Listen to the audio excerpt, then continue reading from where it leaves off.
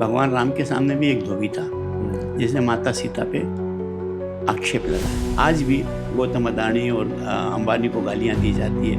माना यही जाता है कि ये सरकार को मैनिपुलेट करते हैं। फिर ये मालवा चैम्बर्स ऑफ ये बना, फिर आपने अपनी बात रखी 2 साल पहले से। बाहर है, उनसे कहता हूँ this is the time to come back to India. अब भारत तो क्या अभी भी इतने 50 सालों में चेंज नहीं आया ब्यूरोक्रेसी? सरकार ने इस प्रॉब्लम को समझा है, परंतु फिर भी आज ब्यूरोक्रेसी बहुत हावी है। किसान हमसे नीचे नहीं, किसान हमसे ऊपर है। दादाजी ने भाप लिया, एक दिन रात को आए और मेरे सिरहाने पैसे रख के चले गए। अगर तुमको जाना हो तो कल टिकट करा लेना, और नहीं जाना हो तो मेरे को चुपचाप पैसे वापस दे देना। मैं उनको वादा करके गया था कि मैं वापस आऊँगा। उसके साथ आप लव एंड अफेक्शन बनाए रखे कि हमारी जो इवेंट मैनेजर थी वो शौक थी कि 5-5 बच्चे।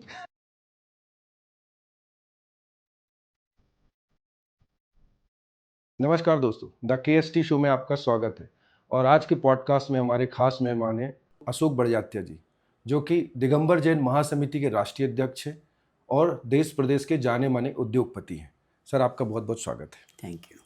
सर, आज अशोक बड़जात्या जी को सभी लोग जानते हैं। एक बहुत बड़ा नाम है, सामाजिक तौर पे भी और उद्योगपति के तौर पे भी सभी लोग जानते हैं। लेकिन ये जो आज अशोक बड़जात्या जी हैं, उनके बचपन कैसा था, उन्होंने शुरुआत कैसे की थी, सबसे पहले तो हम लोग यही जानना चाहते हैं सर। मेरा जन्म एक मध्यम वर्गीय परिवार में हुआ जी। मेरे पिताजी एक ट्रेडर थे, व्यवसायी थे। छोटा व्यवसाय था, बड़ा परिवार था। 3 भाई थे मेरे पिताजी, 3-4 बहनें थी, मासियाँ बुआएँ सब हुआ करती थी। हम 10-20 बच्चे थे घर में। और यहाँ से शुरुआत करने के बाद मैंने इंजीनियरिंग, जैसे हम 3 भाई थे तो जैसा पहले था, एक लड़के को इंजीनियर बनाना, दूसरे को वकील बनाना, तीसरे को डॉक्टर बनाना। हमारी खुद की कोई चॉइस नहीं थी। पहला था इसलिए मैं इंजीनियर बना। इंजीनियर बन के मैंने सोचा कुछ तो करना चाहिए। उस ज़माने में अमेरिका जाना बहुत कठिन काम होता था। परिवार में कोई नहीं गया था। जैन लोगों में तो फिर भी कम जाते थे। गुजराती परिवार से कुछ बच्चे जाते थे। मैंने कोशिश की और मैं उसमें सफल रहा। यहाँ से मेरी शुरुआत हुई। और ये कब की बात कर रहे हैं सर, आप किस ईयर की बात कर रहे हैं? 1969 में मैं अमेरिका गया इंजीनियरिंग करने के बाद। तो ये आपकी चॉइस थी सर या पेरेंट्स, कैसे आप गए सर? बिकॉज उस समय तो इंजीनियरिंग बनना मेरे पेरेंट्स की चॉइस थी। हाँ, अमेरिका जाना मेरी चॉइस थी। और आपका डिसाइडेड था मुझे जाना है। मैंने सोच लिया था कि मैं अमेरिका जाऊंगा और उच्च शिक्षा प्राप्त करूंगा। उस समय पारिवारिक स्थिति ऐसी नहीं थी, परिवार में एक्सपोजर भी नहीं था फॉरेन जाने का, विदेशों में पढ़ने का। परंतु फिर भी मैंने अपने दादाजी से, अपने पिताजी से बात की, सकबकाए भी। और मेरा मन में भी अंतर्द्वंद था, जाना या नहीं जाना। कहीं ऐसा नहीं हो जाए कि गड़बड़ हो जाए, कुछ पढ़ नहीं पाऊँ या वापस आना पड़े। दादाजी ने भाप लिया, एक दिन रात को आए और मेरे सिरहाने पैसे रख के चले गए। अगर तुमको जाना हो तो कल टिकट करा लेना, और नहीं जाना हो तो मेरे को चुपचाप पैसे वापस दे देना। मतलब दादाजी ने बड़ा सपोर्ट हाँ, दादाजी ने सपोर्ट किया। और पिताजी तो मेरे थोड़े से मीक थे, कम बोलते थे। उनका भी सपोर्ट निश्चित ही था। फिर आप US चले गए सर? जी। और फिर वहाँ US में पढ़ाई करने के बाद ज़्यादातर जो हमारे यहाँ से लोग जाते हैं वहाँ सेटल होना चाहते हैं। आप वहाँ सेटल नहीं हुए, इंडिया वापस आ गए? मैं मंदिर के अंदर पिताजी को वादा करके गया था कि मैं वापस आऊँगा। अच्छा, तो ये क्या स्टोरी है? जाने के पहले क्या हुआ था? जाने के पहले ही क्या बात हुई घर पे? कि दादाजी ने और पिताजी ने कहा कि तुम वापस आओगे, वहाँ नहीं रुकोगे। अच्छा। पढ़ आओ, कुछ अगर तुमको नौकरी करना हो, 1-2 साल नौकरी करके कुछ अनुभव प्राप्त कर लो, पर आना तुमको पड़ेगा। मैं उनको वादा करके गया था कि मैं वापस आऊँगा। और मैंने 2-1 साल वहाँ नौकरी की, अनुभव प्राप्त करने के लिए, और वापस आने का मन बनाया। और उस समय जबकि वहाँ अच्छी डिमांड थी अमेरिका में इंजीनियर्स की, उस समय भी मैं वापस आ गया। यहाँ पर आया तो इंडस्ट्रियल माहौल तो बिल्कुल नहीं था। पिताजी एक छोटे से ट्रेडर थे। इंदौर भी व्यवसायियों का शहर हुआ करता था, उद्योगपतियों का शहर नहीं था। अब व्यवसाय करना तो मेरे को नहीं जम रहा था। इंजीनियरिंग की, अमेरिका से की, अब छोटा सा व्यवसाय कैसे शुरू किया जाए, मन में एक दुविधा थी। बैकग्राउंड बिल्कुल नहीं था। बहुत स्ट्रगल किया, 2 साल तक भटकता रहा। मुझे लग गया कि अशोक कुमार, अब अपन इसमें तो सफल नहीं होंगे कि कोई नया उद्योग अपन चालू कर सकें। अल्टीमेटली मैंने सोचा कि जो पारिवारिक व्यवसाय है उसी को इंडस्ट्रियलाइज किया जाए, और ट्रेडिंग के व्यवसाय को इंडस्ट्रियलाइज करके मैंने पशु आहार की फैक्ट्री बनाई। पहली फैक्ट्री उस समय, पहली ये किस समय की बात है? ये 1972, ओके, 1972, यानी आज से करीब 55 साल पहले, 60 साल पहले। 55-60 साल पहले। तो जब आप इंदौर आए वापस यूएस से पढ़ाई करके, तो आपने जॉब का नहीं सोचा, आपने सोचा मुझे बस बिजनेस ही करना? मैं उनको वादा करके गया था कि मैं वापस आऊँगा, व्यवसाय ही करूँगा और नौकरी नहीं करूँगा। किस्मत से बैंक ऑफ बड़ौदा में मेरा कॉल आया। उस समय प्रोबेशनरी ऑफिसर, उस समय हाईएस्ट पोस्ट हुआ करती थी, जो जैसे आईएएस बनते हैं प्रोबेशनरी ऑफिसर एमडी बनेंगे फिर कभी जीवन के उत्तरार्ध में। तो किस्मत से मैं प्रोबेशनरी ऑफिसर में फेल हो गया और फिर अल्टीमेटली व्यवसाय ही किया। और सर, ये जो मालवा चैम्बर्स ऑफ कॉमर्स है एंड इंडस्ट्री है, जिसके आप चेयरमैन भी हैं, इसकी स्थापना कब हुई थी और आप इससे कब से जुड़े हुए हैं? इसकी स्थापना तो आज से करीब 90 वर्ष पूर्व सर से ढुकमचंद जी ने की थी।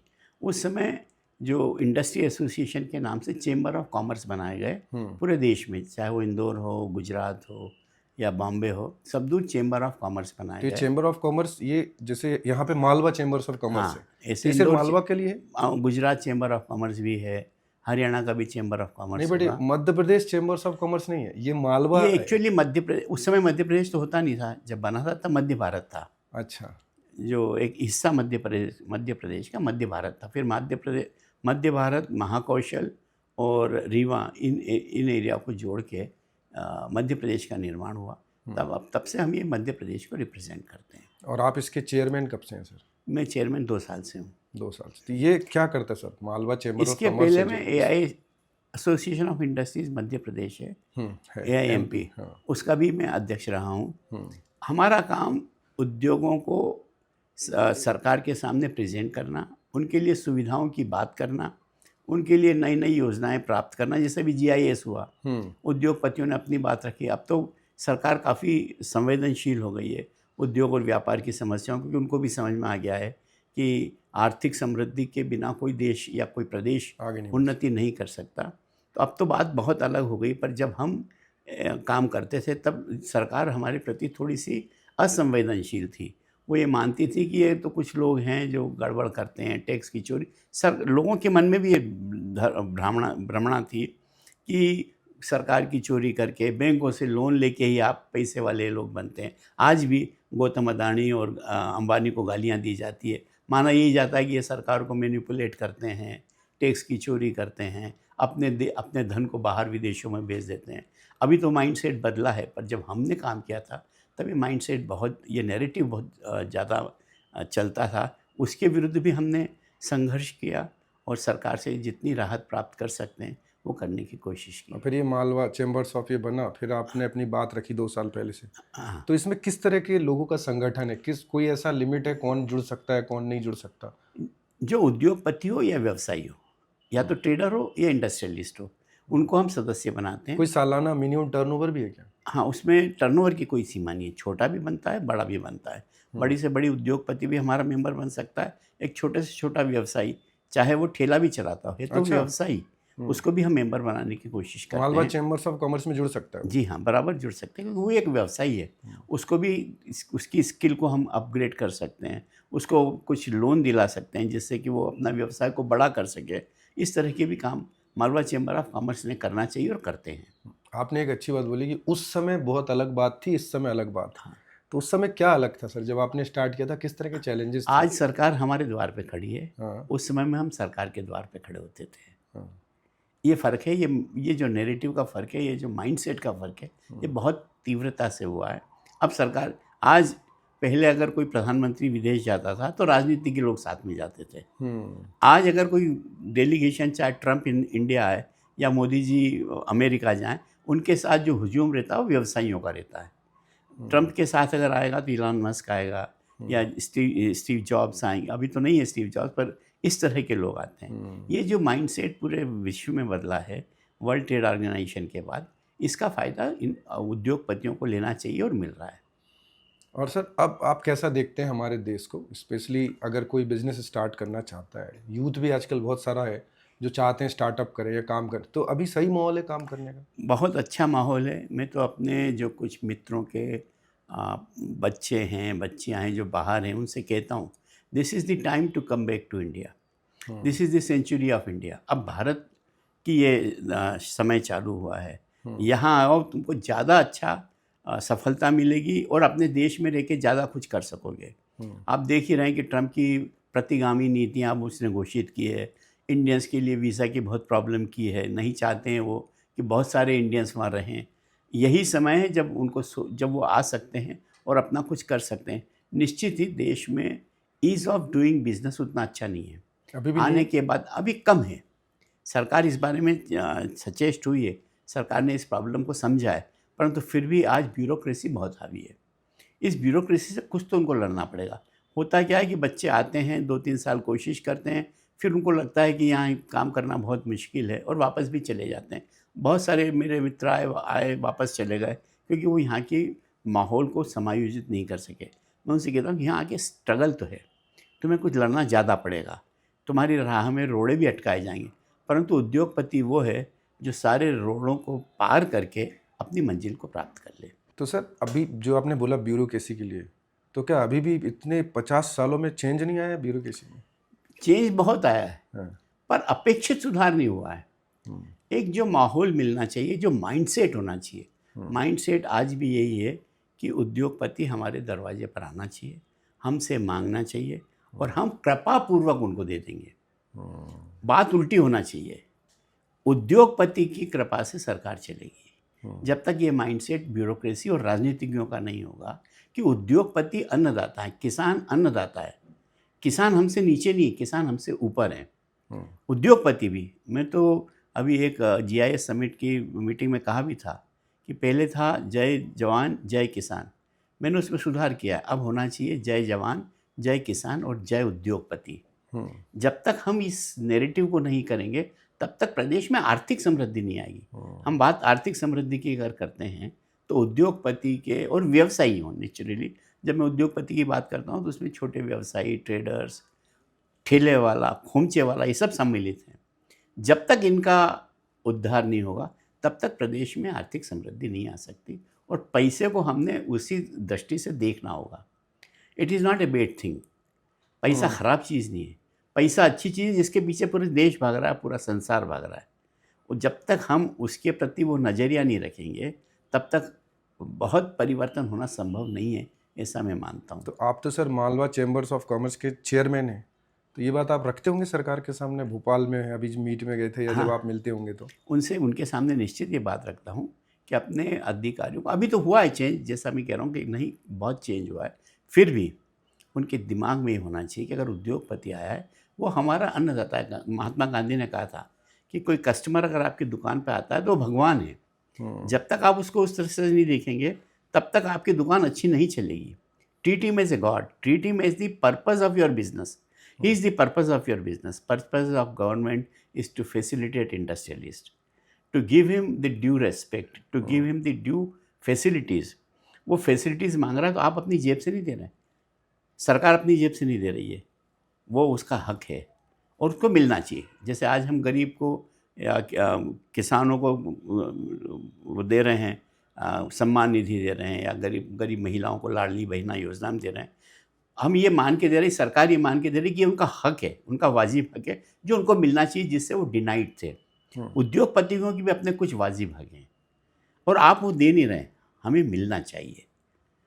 जब तक ये थोड़ा सा चेंज ऑफ एटीट्यूड नहीं होगा तब तक हम वो लक्ष्य नहीं प्राप्त कर सकेंगे जो ये देश बनना चाहता है, विश्व गुरु बनना चाहता है, $5 ट्रिलियन और $10 ट्रिलियन इकोनॉमी बनना चाहते हैं। इस माइंडसेट के बिना नहीं बन पाएंगे। थोड़ा बहुत चेंज आया, अभी ज़्यादा नहीं आया? चेंज तो आया नहीं, काफ़ी आया है, काफ़ी आया है। अभी सर एक और चीज़ है जो आपने बोला कि बिजनेसमैन जो हैं, जो सही है, देश को चलाने में, बड़ा बनाने में उनका बहुत बड़ा रोल है। तो क्या ऐसा माइंडसेट क्रिएट किया गया कि जो बिजनेसमैन है वो मतलब उनके खिलाफ एक माहौल बना दिया गया है, इसलिए भी लोग ज़्यादा बिजनेस में आना नहीं चाहते? या एक शुरू से, और कहीं ना कहीं इसमें आई थिंक बॉलीवुड फिल्मों का भी एक रोल रहा है कि वो बड़ा आदमी बिजनेसमैन करप्ट ही है, चोरी है, गलत करके ही पैसा कमाया है, समाज में एक भर दिया गया है कि बिजनेसमैन मतलब इसने तो गलत ही किया होगा। आप क्या कहते हैं सर? यही जो माइंडसेट है कि आम आदमी का भी, सरकारी अधिकारियों का भी और राजनीतिज्ञों का भी, अगर कोई पैसे वाला बना है तो कुछ गलत काम करके ही बना है। जब तक हम इसको पॉजिटिवली नहीं देखेंगे, एक मुझे वाक़या याद आता है कि जब धीरूभाई अंबानी की मौत हुई तो लोगों ने कहा कि इसमें क्या हुआ, इतनी बड़ी चीज़ क्या थी? उसने गवर्नमेंट को मैनिपुलेट किया, सरकार के कुछ अधिकारियों को ख़रीदा या सरकार के कुछ मंत्रियों को ख़रीदा और ये एम्पायर खड़ा किया। राहुल बजाज जी ने बहुत अच्छा कहा। कौन? उनका जो राहुल बजाज राहुल बजाज बजाज जी। बजाज की जो प्रमुख हैं, अब तो शायद नहीं है वो, राहुल बजाज ने उसका जवाब बहुत अच्छा दिया कि भाई ये तो उद्योगपति का काम है, वो कर सके इसलिए सफल हुए, जो नहीं कर सके वो असफल हुए। अब आप उसको डिमीन मत करिए, ये मत कहिए कि धीरूभाई अंबानी बड़े इसलिए बने कि उन्होंने सरकार के मंत्रियों को मैनिपुलेट किया और नीतियों को कुछ बदलवाया। ये सुविधा आपको भी उपलब्ध थी और ये काम तो उद्योगपति करना चाहिए और करते हैं, दुनिया में नहीं, अमेरिका हो, यूरोप हो, कहीं भी हो।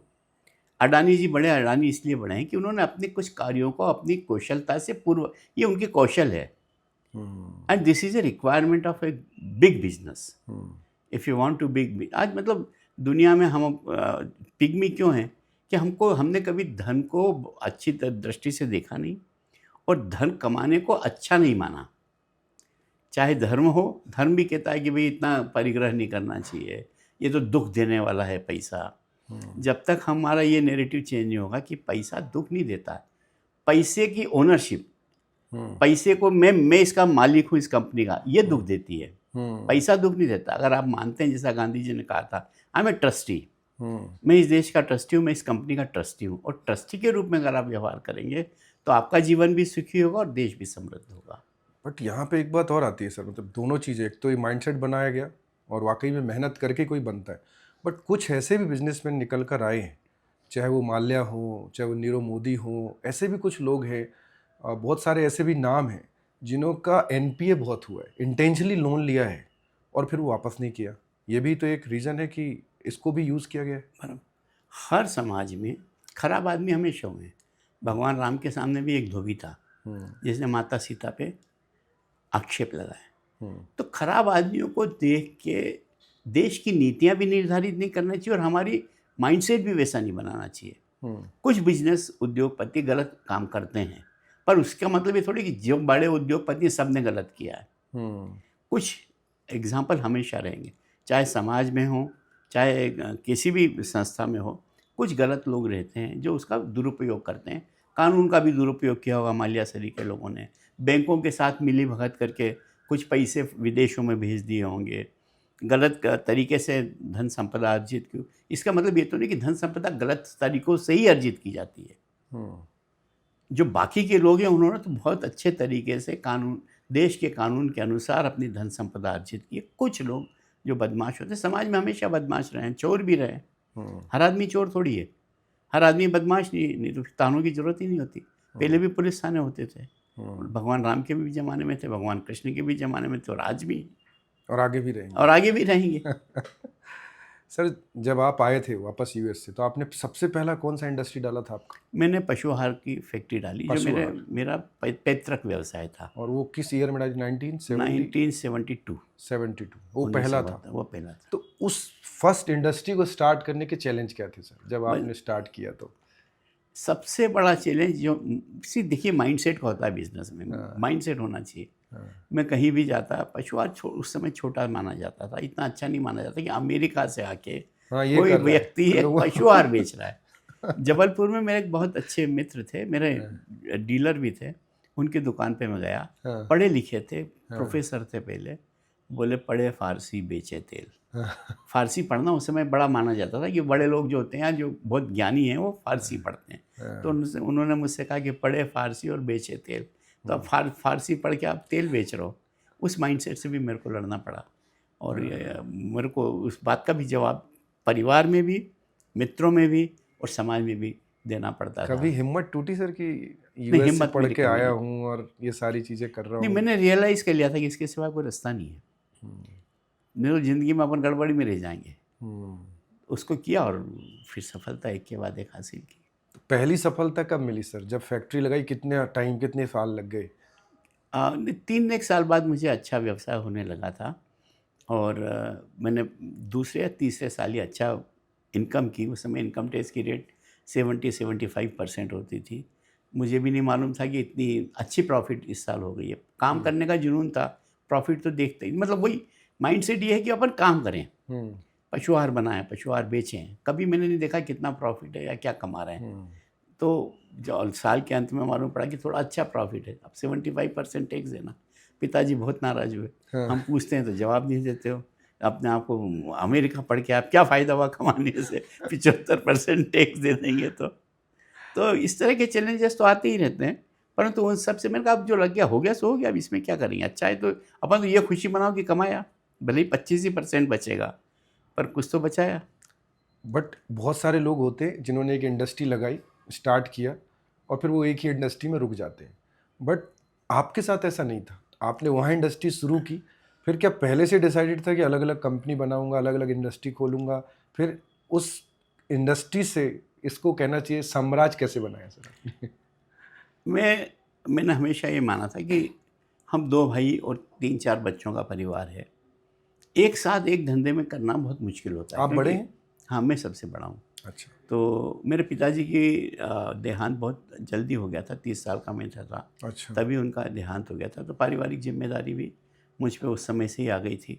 मैंने ऐसा सोचा था कि हर बच्चे के लिए एक अलग व्यवसाय करूँगा ताकि एक दूसरे के प्रति आदर सम्मान भी बना रहे और उसको अपने करने की पूरी स्वतंत्रता भी मिले।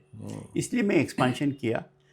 पशु आहार में पहले हम दोनों भाई थे, फिर मैंने सोचा कि अब फॉस्फेट्स अपन दूसरी इंडस्ट्री डालें जिसमें मैं लग जाऊं, ये छोटा भाई संभाल ले। तो ये भी एक कारण रहा। और दूसरा कि एक लिमिट आ जाती है छोटे व्यवसाय में, उसके ऊपर यू कैन नॉट ग्रो।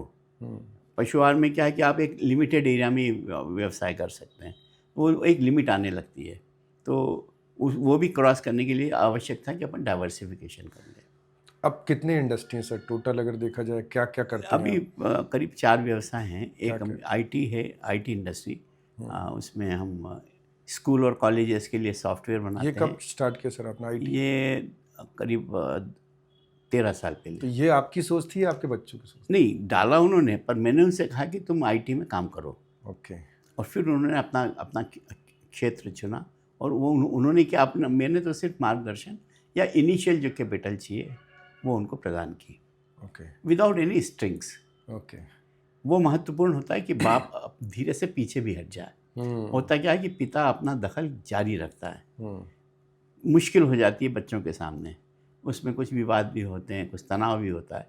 मैंने कोशिश की कि मैं बहुत ज़्यादा अपना दखल नहीं रखते हुए उनको सिर्फ एक मार्गदर्शन करें। अगर गलत कुछ हो रहा है वहाँ ज़रूर बोलना, उस अन्यथा नहीं बोलना। कितने बच्चे हैं सर आपके, कौन कौन है परिवार में? हम 2 भाई के 3 बच्चे हैं। जॉइंट फैमिली आपकी? अभी भी जॉइंट फैमिली। अभी भी जॉइंट फैमिली जी। है? साथ में रहते साथ हैं, में। बिजनेस भी साथ में? हाँ जी। इसका भी कुछ बता दीजिए सीक्रेट क्या है, बिकॉज जॉइंट फैमिली तो अभी तो बहुत ही वैसा हो गया, तो इसका सीक्रेट क्या है सर? सहनशीलता।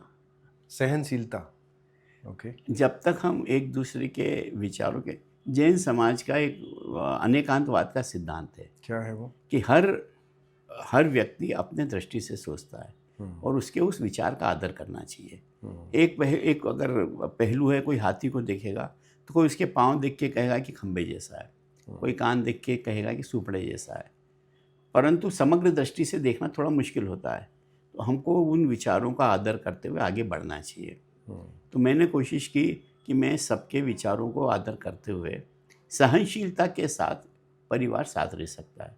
कुछ सहन भी करना पड़ता है, कुछ बोलना भी पड़ता है, पर इस सब में एक मेल होना चाहिए। There should be a limit, कितना बोलना, कितना नहीं बोलना और कब बोलना। हमेशा मैं कहता हूँ कि लोग क्या करते हैं कि सही बोलते हैं पर गलत समय बोल देते हैं, वो बात गलत हो जाती है। बात सही हो परंतु गलत समय पे गलत जगह कही गई तो बात गलत हो जाएगी। आपको ये कला आनी चाहिए कि सही समय पे सही बात सही जगह बोली जाए। मैं कोशिश करता हूँ कि इसका पालन करूँ। फैमिली में हमेशा अच्छा रहा या कभी ऐसी बात उठी कि अलग अलग कर लेते हैं? नहीं, ये बात तो होती है। थोड़ा आजकल बताइए ना सर, आजकल लोग बहुत महत्वाकांक्षी हैं और जब उनको इंडिविजुअलिटी आप दे दो तो नेचुरली महत्वाकांक्षाएं आगे बढ़ती हैं, उनके लिए अच्छी है, इसको भी मुझे समझना चाहिए। तो ये आपका This डर is है good. या डर उनकी नहीं भी है, अपनी फीलिंग मैं जानता हूँ ये कि होना चाहिए और होना चाहिए। हर बच्चे में महत्वाकांक्षा होना चाहिए और महत्वाकांक्षा की एक पायदान ये भी है कि मैं अपना साम्राज्य बनाऊँ। किसी के वट वृक्ष के नीचे नहीं रहूं। क्यों मैं दादाजी या मेरे पिताजी के ये बहुत नेचुरल है, प्राकृतिक है, बिल्कुल। इसको समझना चाहिए। तो मैं उसको समझता हूँ, कोशिश करता हूँ कि मैं एक वट वृक्ष के रूप में नहीं बन के उनके एक सहायक के रूप में खड़ा रहूँ। तो जब कभी ऐसी कोई बात आती है तो आप ओपन डिस्कस करते हैं फैमिली में, घर पे बिजनेस को लेके, या किस तरह से माहौल है आपके घर का? माहौल कैसा है? मैं एक बिजनेस फैमिली होते हुए अलग अलग बिजनेस है तो कैसा माहौल? हम रोज़ शाम को रोज़ सुबह लंच साथ में ऑफिस में ही लेते हैं। अच्छा। तीनों ब्रदर्स और मैं, हम चारों पांचों बच्चे यहीं ऑफिस में बैठ के साथ में लंच लेते हैं और उस समय डिस्कस करते हैं। तो आधी समस्याएं तो हल हो जाती है, आधी क्या करीब करीब सभी समस्याएं हल हो जाती हैं। कभी कोई डिसएग्री होता है किसी डिसीजन? डिसएग्रीमेंट तो हो गई, अगर नहीं होगा तो परिवार आगे नहीं बढ़ेगा। देखिए कृपा जी, बात बहुत स्पष्ट है और बहुत क्लियर है। अगर आप में डिफरेंस ऑफ ओपिनियन नहीं है तो देन यू आर स्टेल, फिर आप मृत्यु की ओर हैं या डिक्लाइन की ओर हैं। Difference of opinion is a must for their survival, for my survival, for business survival, for company survival. There has to be difference of. एक आदमी सभी बात सही कैसे सोच लेगा? मैं सारी बातों का कैसे सही निर्णय ले लूँगा कि ये करना अच्छा है कि नहीं, कुछ कहीं पैसा लगाना अच्छा है कि नहीं, ये काम करना है कि अच्छा नहीं है या बुरा है, ये सारे निर्णय मैं अगर अकेला लेता हूँ तो निश्चित ही मुश्किल होगी। तो वही जो अनेकांत का, स्याद्वाद का सिद्धांत जैन समाज का है, जैन दर्शन का है, उसको ध्यान में रखते हुए मैं कोशिश करता हूँ कि इस तरह के निर्णय लिए जाएँ, उनको उनकी स्वतंत्रता भी दी जाए, ताकि उनको ऐसा नहीं लगे कि हम एक वट वृक्ष के नीचे हैं। वृक्ष के नीचे ठीक है, वट वृक्ष के नीचे होने में आदमी को मुश्किल होती है, और वो आप होने नहीं देते हैं। वो मैं अपने आप को नहीं बनाता हूँ। तो sir, if you don't mind, अभी आपका एज क्या है? मेरी एज है 76। 76, मतलब लगते तो नहीं हैं आप, बड़ी अच्छी बात है। दूसरा, आप 76 की एज में ऑफिस डेली आते हैं? प्रतिदिन मैं 11:30 से शाम को 5-6 बजे तक यहाँ रहता हूँ। अगर बीच में कोई सामाजिक कार्य है तो अलग बात है, परंतु मैं अधिकतर 11:30 से 6-7 बजे तक ऑफिस में बैठता हूँ, ताकि बच्चे भी उस अनुशासन से बंधे रहें। By example, lead by example. अगर आप बच्चों को कहेंगे तो उसकी ज़्यादा 2 बार 3 बार कह दो, सुबह जल्दी उठा करो, टाइम पे ऑफिस आया करो। आप 2 बार बोल दोगे, 3 बार 10 बार बोलोगे तो कोई नहीं सुनने वाला, और वो कह देंगे डेली हम समझते हैं, इतना हम भी समझते हैं। तो only way is you lead by example. That's why I come here every day.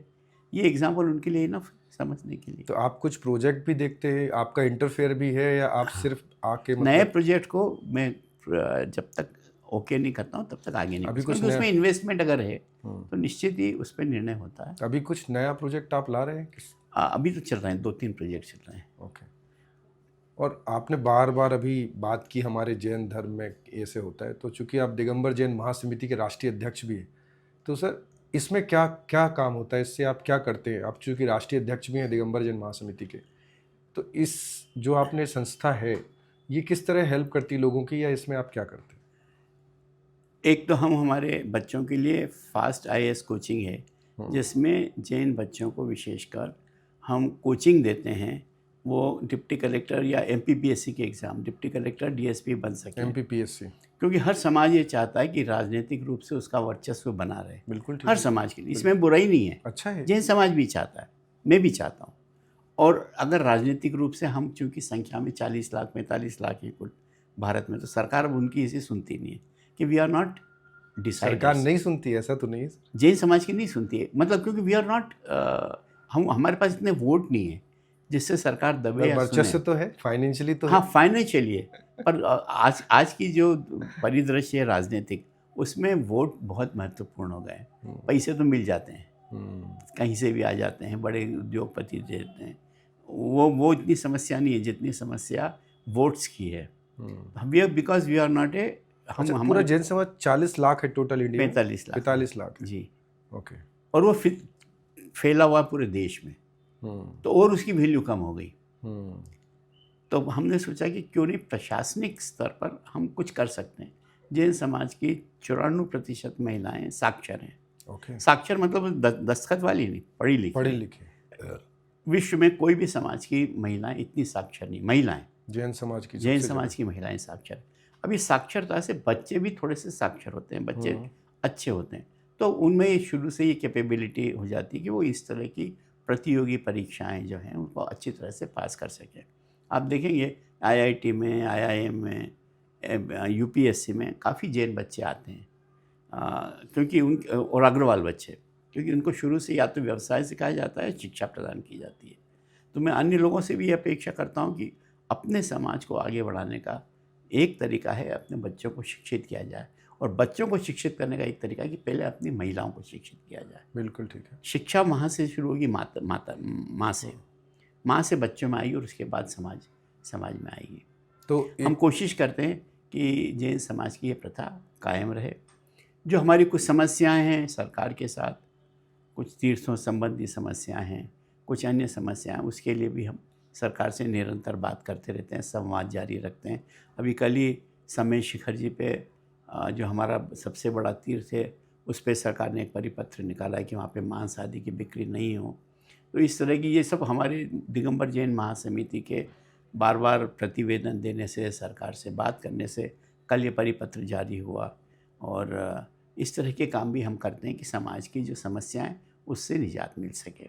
मतलब एक तो आप बच्चों को पढ़ा के ऑफिसर भी बना रहे हैं, दूसरा समाज में कुछ प्रॉब्लम आती है तो आप खड़े होते हैं। जैसे अभी बहुत ज़्यादा समस्या तलाक की आने लगी है। जैन बच्चियाँ अन्य समाजों की भांति जैन समाज में भी अब तलाक के केसेस बढ़ रहे हैं। हम कोशिश करते हैं कि बच्चियों को जो विवाह योग्य है उनको पहले से प्रिपेयर किया जाए कि ज़िंदगी इतनी रोमानी नहीं है जितनी आप पिक्चर्स में देख लेते हैं। इतनी बढ़िया कि बस शादी हुई फिर आराम से वो कहीं फॉरेन में घूम रहे हैं और बढ़िया एक मकान हो गया, खाते पीते हैं, नौकरी करते हैं, पैसा कमाते हैं। इतनी रोमानी ज़िंदगी नहीं है।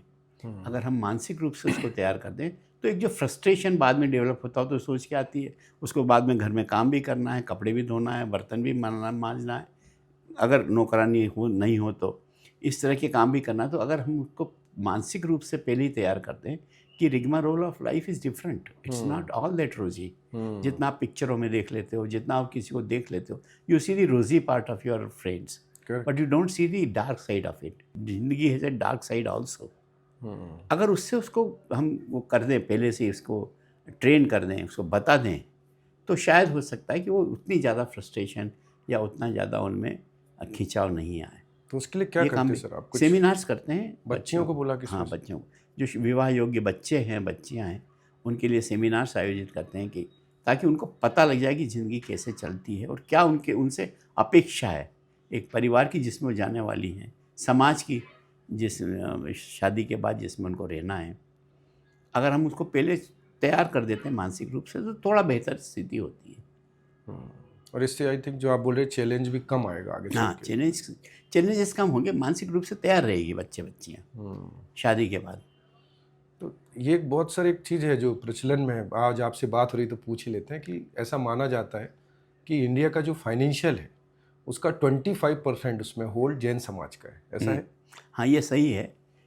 हम मतलब 0.25 पॉपुलेशन है, हाँ, बट फाइनेंशियल जो होल्ड है वो 25%। 25% ऐसा है? ये सही है, क्योंकि जो बड़े बिजनेसमैन हैं, विशेषकर डायमंड बिजनेस में, शेयर मार्केट में गुजराती जैन और मारवाड़ी जैन, इनका वर्चस्व था। अभी धीरे धीरे कम हो रहा है, अन्य लोग भी आ रहे हैं, परंतु आज से 5-10 साल पहले तक तो करीब करीब इन सब मार्केट पे, NSE पे, BSE पे जो डायमंड ट्रेड है एंटवर्प में, बेल्जियम में, वहाँ पर करीब करीब सभी जैन समाज का कब्जा था। और बड़े बड़े उद्योगों में अभी भी है। अभी अब धीरे धीरे कम हो रहा है, अब अन्य समाज भी आगे आ रहा है। बट आप चाहते हैं जैन समाज ही रहे? नहीं, ऐसा नहीं चाहता। ये देश की प्रगति के लिए इतना संकीर्ण विचार नहीं रखता, पर जैन समाज भी आगे आए, इसके लिए हम काम करेंगे। पॉलिटिक्स में भी आए, आप ऐसा चाहते हैं? हाँ, क्यों नहीं आए, क्यों हम चाहते हैं कि पॉलिटिक्स में भी आए, पॉलिटिक्स में भी हमारा दबदबा रहे। हर समाज चाहता है और चाहना चाहिए। ऐसा नहीं कि जैन समाज ही चाहे, जितने समाज जो बड़े समाज हैं, चाहे गुर्जर हों चाहे कोई भी हो, उनकी भी आकांक्षा है, उस आकांक्षा को क्यों मरने देना चाहिए? बट सर अगर हर समाज बस अपने अपना सोचेगा तो कहीं हम गलत डायरेक्शन, कट्टर तो नहीं हो जाएंगे? नहीं, कट्टरता नहीं, अपने को बड़ा करिए, दूसरे को काटने की थोड़ी कोशिश कर रहे हैं। हम ये कोशिश थोड़ी कर रहे हैं कि अन्य समाज का बच्चा नहीं पास हो MPPS में, हम ये चाहते हैं हमारा बच्चा पास हो।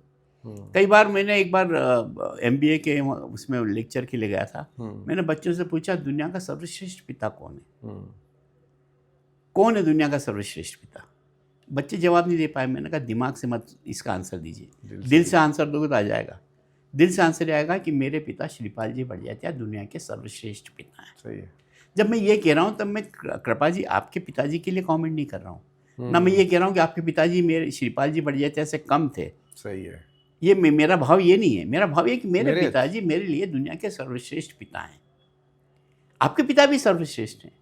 दो सर्वश्रेष्ठ क्यों नहीं हो सकते? इसमें क्या समस्या है? जब मैं ये बोलता हूँ कि मेरे पिता सर्वश्रेष्ठ, मैं ये थोड़ी कह रहा हूँ कि कृपा जी के पिता नहीं अच्छे थे। ये है, मतलब वो भी अच्छे हैं और ये भी अच्छे हैं। हाँ। तो और मेरे में भावना ये है कि मेरे पिताजी सर्वश्रेष्ठ। कृपा जी के पिताजी को मैं जानता नहीं हूँ, मैं कैसे कहूँगा कि मतलब मुझे वो बोलने का कोई अधिकार भी नहीं है। आप गर्व से कहिए कि मेरे पिताजी सर्वश्रेष्ठ पिता हैं। तो एक और चीज़ है सर, बिकॉज जैन धर्म में माना जाता है कि बड़े अच्छे से रहते भी हैं, चीज़ें भी अच्छी रहती और सक्सेसफुल लाइफ रहती है ज़्यादातर। बिजनेस में भी सफल होते हैं, सीए हो, अलग अलग जॉब में, और एक डिसिप्लिन लाइफ भी रहती है ज़्यादातर लोग। इसका सीक्रेट क्या है सर? एक सक्सेस का सीक्रेट क्या है? संस्कार। देखिए, संस्कार जब तक नहीं होंगे, पैसा कितना ही हो जाए, आदमी समृद्ध हो सकता है, सुखी नहीं हो सकता है। आदमी दुनिया में दो चीज़ चाहता है, एक तो समृद्धि और एक सुखी।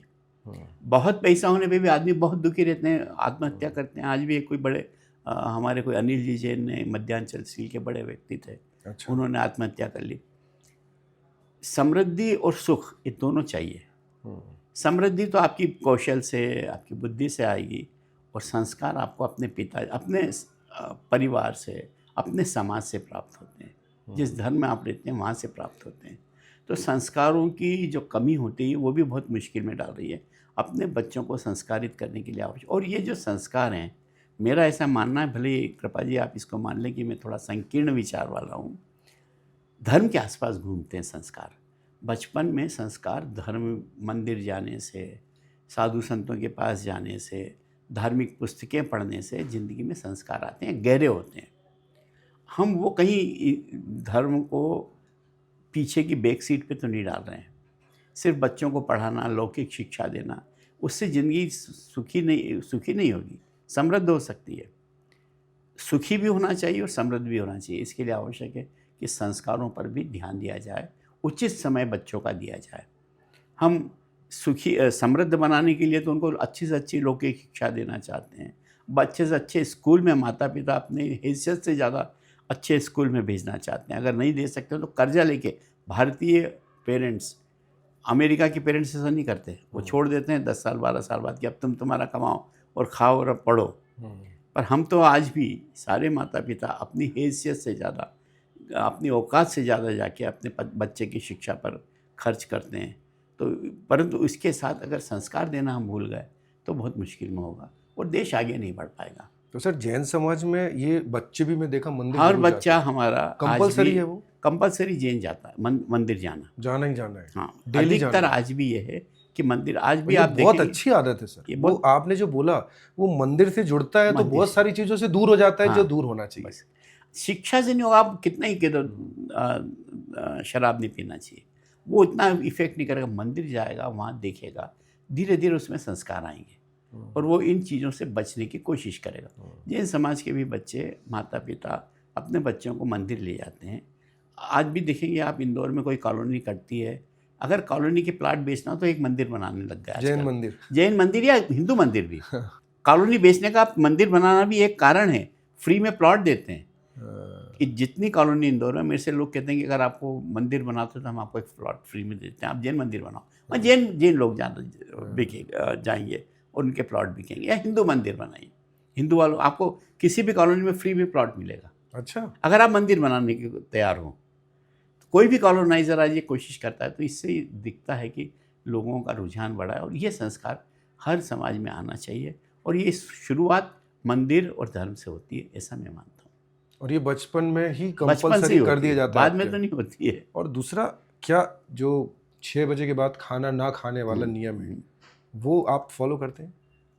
मैं कोशिश करता हूँ। घर में हमारे यहाँ 6-7 बजे के बाद भोजन नहीं बनता है, न परोसा जाता है। बाहर ज़रूर थोड़ा सा इसमें हम गड़बड़ कर लेते हैं, परंतु घर में ऐसा अभी भी, ताकि बच्चों में संस्कार बने रहें कि भले ही वो बाहर जाके खाते हों, परंतु घर में वो संस्कार उनको रोज़ मिलते हैं कि यहाँ खाना नहीं मिलेगा। जैन समाज का नियम है या जैन दर्शन का ही नियम है। और ये अब तो अक्षय कुमार भी और बहुत सारे लोग बोलने लग गए कि भाई दिन को खाना खा लेना चाहिए, डॉक्टर स्वस्थ बोलते रहने हैं के कि लिए जल्दी डॉक्टर। खा लो, तो हेल्थ के लिए अच्छा है। तो अब नेचुरली इसको तो फॉलो हमको करना ही चाहिए, जैन समाज को भी और अन्य लोगों को भी। तो सर, आप चूंकि नेशनल प्रेसिडेंट हैं दिगंबर में जैन महासमिति के, तो आप अलग अलग जगह भी आपके सेमिनार वगैरह करते हैं या सिर्फ इंदौर में? नहीं, हमारे पूरे भारत में 70,000 मेंबर हैं 70,000? और करीब 16 स्टेट्स में हमारी प्रेजेंस है। पूरे भारत में हम कार्यक्रम आयोजित करते हैं। हमारे अंचल हैं स्टेट लेवल पे, संभाग हैं सिटी लेवल पे, उनके माध्यम से पूरे देश में इस तरह के कार्यक्रमों का आयोजन करते हैं। मीटिंगें करते हैं, सेमिनार करते हैं, कुछ लोगों को समझाने का प्रयास करते हैं और कहीं कहीं सरकार के साथ वार्तालाप भी करते हैं, कुछ जुलूस भी निकालते हैं। तो इन सब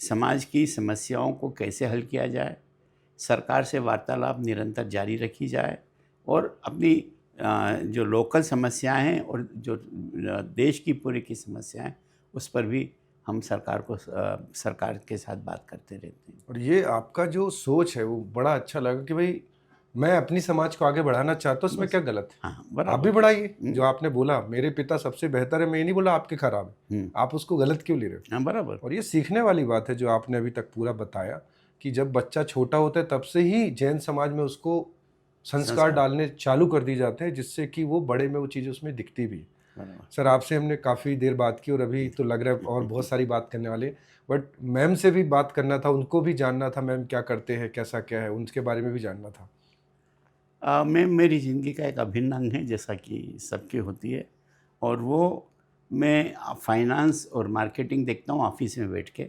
वो प्रोडक्शन देखती है, प्रतिदिन फैक्ट्री जाती हैं और प्रोडक्शन का सारा कार्यभार उन्होंने संभाला मतलब मैम भी वर्किंग है? मैम पूरी फुल टाइम वर्किंग है और वो फैक्ट्री जाती है डेली? फैक्ट्री जाके प्रोडक्शन तो देखती है। मैम का एज क्या है सर? मैम का एज तो मैंने आज तक पूछा नहीं, ना तो वजन मालूम है ना उनका एज मुझे मालूम है। आप इतने मैं इस तरह के प्रश्न नहीं पूछता। नहीं पूछा आपने, कृपा जी। बट मैं मानता हूँ तो आप भी मत पूछना।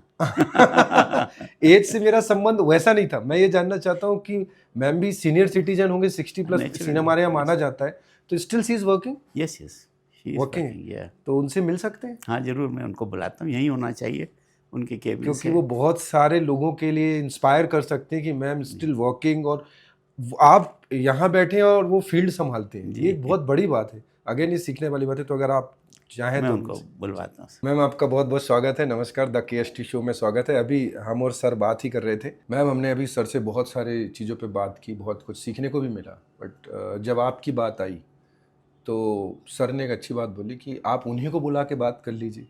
तो मुझे आइडिया नहीं था, उन्हीं को जैसे ही बोला तो मैंने बोला कि मैम भी वर्किंग है क्या? बोले हाँ वो भी वर्किंग है।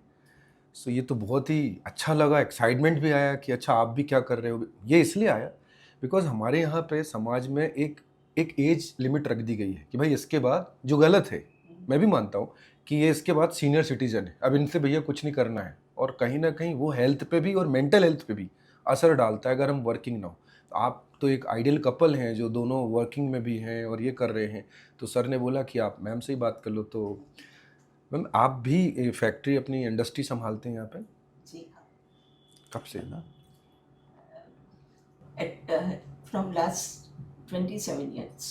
27 ईयर से? मतलब आप शुरू से नहीं संभाल रहे थे? ना। तो मतलब आपका फर्स्ट हाफ लाइफ? बच्चे बड़े हो गए। अच्छा, हाँ। एक्चुअली जब मैं बच्चे बड़े हो गए, मेरी डॉटर की शादी हो गई, हाँ। उसके बाद मैं सोचा कि अब मुझे कुछ करना चाहिए, क्योंकि फैमिली प्रायोरिटी इज फर्स्ट। तो फैमिली की वो मैंने पूरी अच्छे से निभाई। और I was gold medalist and we did MBA together. अच्छा, we are the first couple of family. Love marriage है? No love marriage, it's arranged marriage. साथ में कृपा भी जी, लव आज तक नहीं मुझे समझ में आया कि क्या होता है ये। और हनीमून भी नहीं मनाया आज तक। अच्छा।